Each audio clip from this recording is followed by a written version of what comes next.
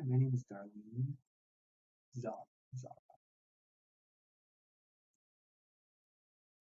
Today I'm going to be signing an article I wrote called Power Dynamics. Are sign language interpreters really understanding power dynamics? So I went to a community development workshop, and they had an interpreter that they put on the schedule. I, I picked who I wanted and who showed up to that. We worked together, meeting going to different meetings and getting in touch with different people. So when it was time for a break, I told them like, "Hey, excuse me, I'll go to the bathroom." When I came back, I noticed that the interpreter was chatting with one of the in there. So I went up to them and tried to get into their conversation.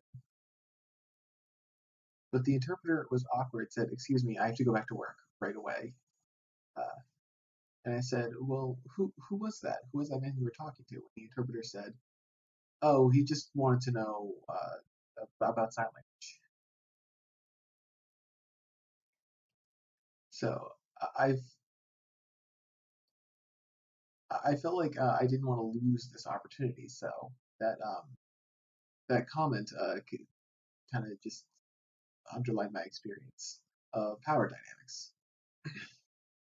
Today, in the relations between the deaf and professional interpreters, we have to analyze interpreters' sign language skills and really their intention and their heart for deaf.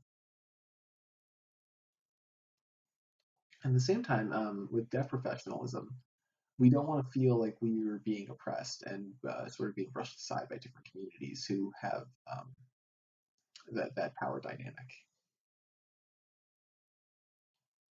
There are many interpreters and deaf professionals, and there's a lot of debate amongst about the positives and negatives between the dynamics of the two communities.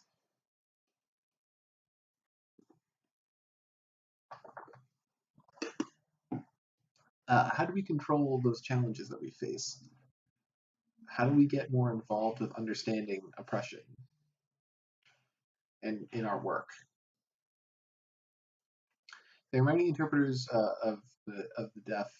Um, well, when they get involved, they volunteer, and it's important for them to understand that it's not always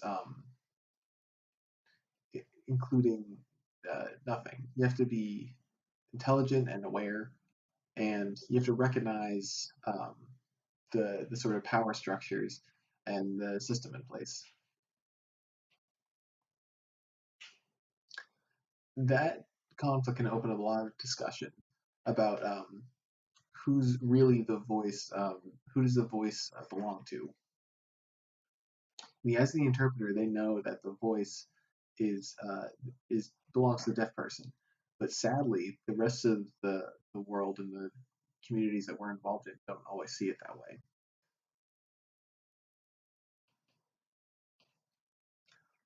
So the foundation of voice, let's talk about that. So what is it? So it's a good way for communication, for community identification, for fairness, and we have to take back our voice and stand up and really hold on to our beliefs and identities. It's our place in society relies on our voice, and we have to figure out how to um, do or say or think or make sure that the things that are happening in our life are in our favor and are happening because of us, because it's our voice. We also have to be supportive of cultural values. A deaf voice, they have to talk about their meaning and just that. We have to try and blend in with American society and the hearing world. Um, their culture, their paradigms, and it's required that we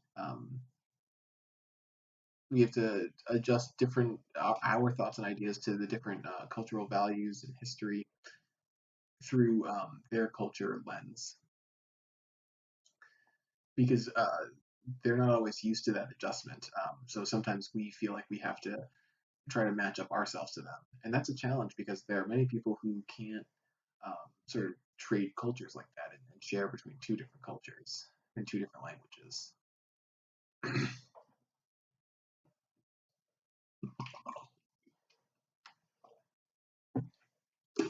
We know that if you're a successful interpreter or deaf professional, you have a lot of skills and communication. You have relations that you've built up over the years and influence.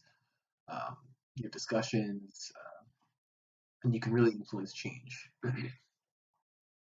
And how we position ourselves in their culture. And that means me as a deaf person, I have to know how to be able to um, swap between two languages in both ASL and spoken English. I have two cultures with being deaf and blending into the American culture, and we have to try and do our best to support interpreters. Deaf professionals, we do rely on their skills and their signing, their language structure, their culture, the information that they know, um, their bodily and mental stamina, um, and so they have to transfer between the hearing world and deaf people, and they have to use various tactics to do that. So this article, I wanted to focus on interpreters and the challenges that they face. I do recognize there's sort of a split relations between deaf professionals who are failing to lead, but the foundational voice is nothing if interpreters don't understand or the core values and the core issues that are causing a split between deaf interpreters, or I'm sorry, deaf professionals and deaf interpreters. So I want to look at four areas to challenge for interpreters. So the first one of those is I can't decide if I should um, present myself to you or present myself as an individual. Um, I missed the second point. The third is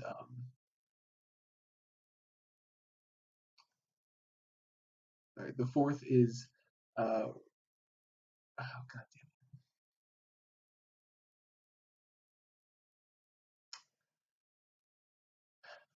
I will start with the first one. So I can't decide if I'm an extension or an individual.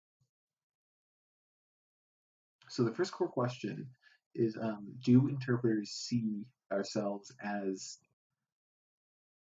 uh, extensions of deaf professionals, or do they see themselves as separate individuals? And where is their identity? Speaking for myself, I use interpreters as an extension of myself. Now, I want to keep in mind that most deaf professionals don't have the luxury of interpreters all the time. And that kind of relationship um, can can be a strategy to position a deaf individual for better success. But this happened to me personally, where I was thinking about um, this is something in the back of my mind about paternalism and or competitive nature. So here's my story. Is I was doing a regular checkup with my doctor, and I haven't seen this doctor for many years. I'm going to him, and so at first I was very um, purposeful with my communication with the nurse. So we were going along, made the appointment, and I noticed that the interpreter became more and more uncomfortable with my um, my sort of strategy positioning tactics. So before the exam, I told the interpreter, if you want to wait in the waiting room, I can call you back in when we need to. So the interpreter became sort of awkward and uncomfortable. And he said, "I'm supposed to stay until the nurse gives you instruction." So I was like, "Oh, what?" So after the sort of physical exams were done and the whole thing was done, um, I tended to go into the doctor's office after sort of the regular physical exams. So I went to the doctor's office and I told the nurse, "Go ahead and call the interpreter back into the room." So while I waited for the interpreter, I was chatting with my doctor, and I was sitting down there, and right away I looked over to the door as it sort of flew open as the interpreter came, rushing in and saying, "Hello, I'm Dr. Sowell, uh, or I'm an interpreter. We've met before." So I walked up to the doctor, and he made eye contact. And I was looking at him, kind of shocked.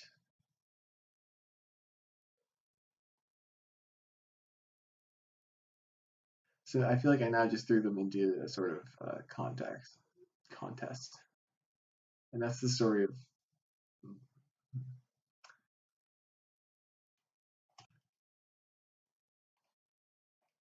So I felt like that wasn't that was dependent on my judgment. So really, some interpreters out there, they do have a tough time understanding that the concept of being an extension of myself. Um, so yeah, some of them are individuals where you have to try and encourage them to, uh, if they are an individual, you have to encourage them to be a bit more.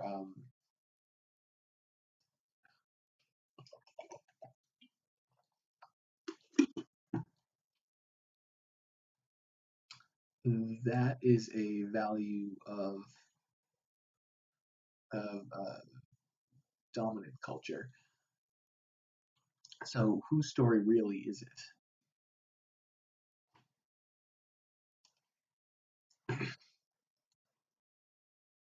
So number two, background structure.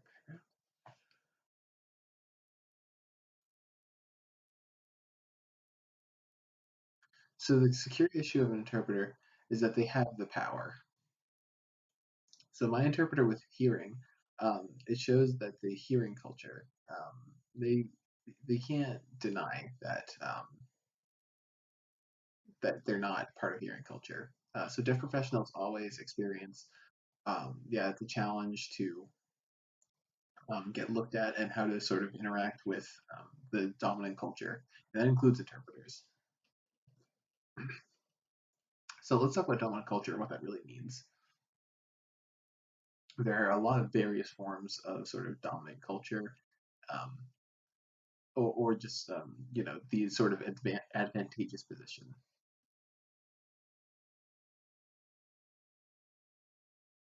There's gender, there's socioeconomic, uh, there's sexual orientation, there's disability values, and you see this all over the world.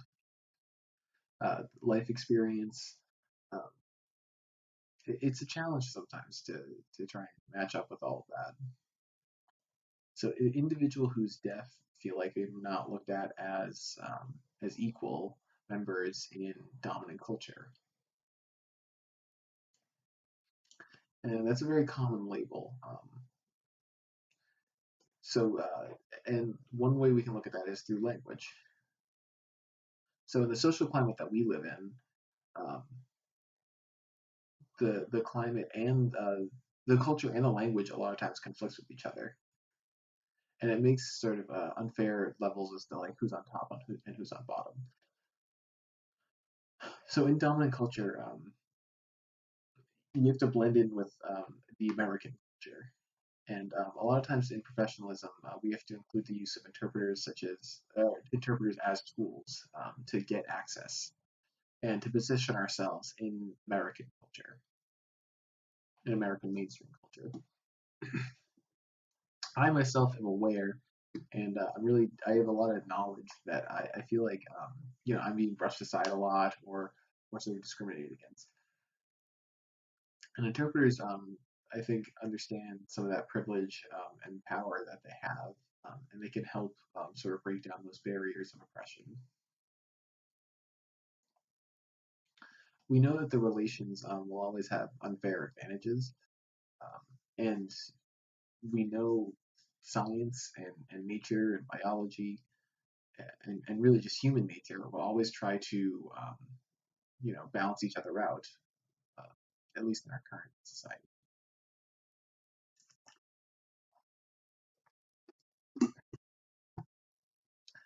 Number three, boundaries of um, broadband.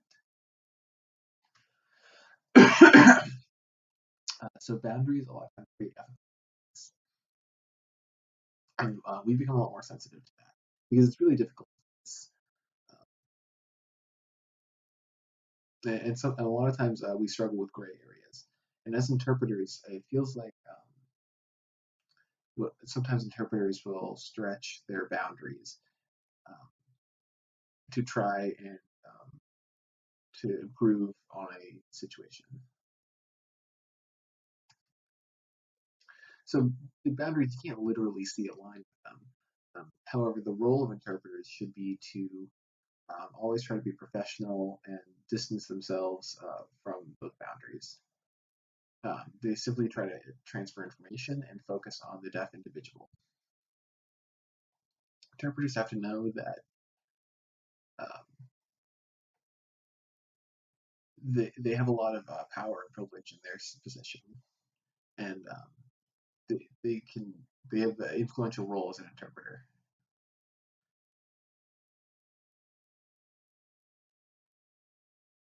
So they have the power of information, they have the dominant culture, values, um, and also they have a lot of privilege in terms of communication and culture.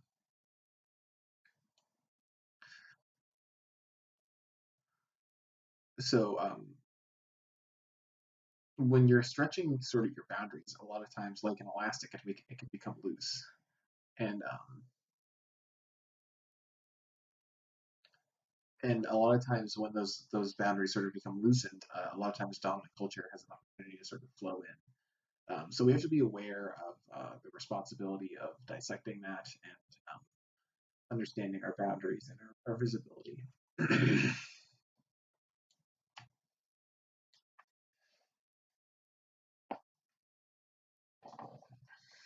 Okay, so number four.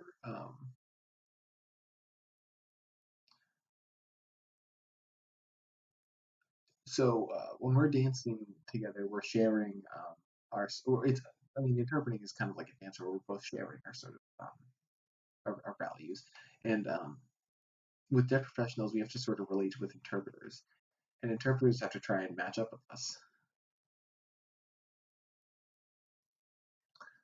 We have to interpreters have to do their best to get the spirit of the message right, and we have to try and find if there's a right fit with the language, with the variation, um, and just try to do our best to match up with them.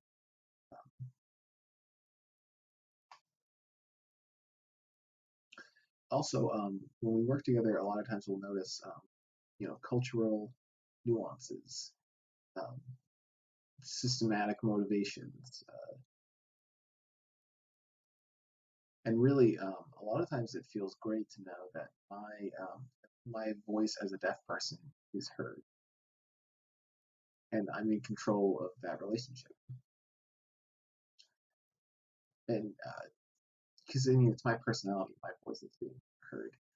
Um, so when dominant culture looks at the deaf community, um, they'll see that like, oh, they don't need an interpreter to speak with each other because that's a deaf person.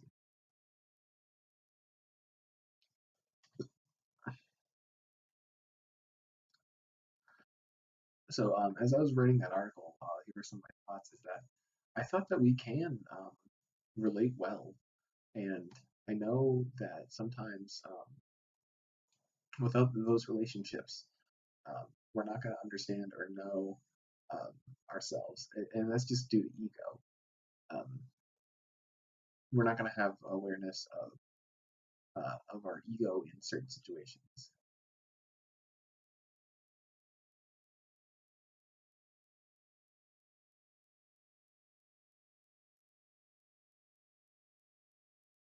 So our ego is always a challenge because we have to be aware of our own power and privilege.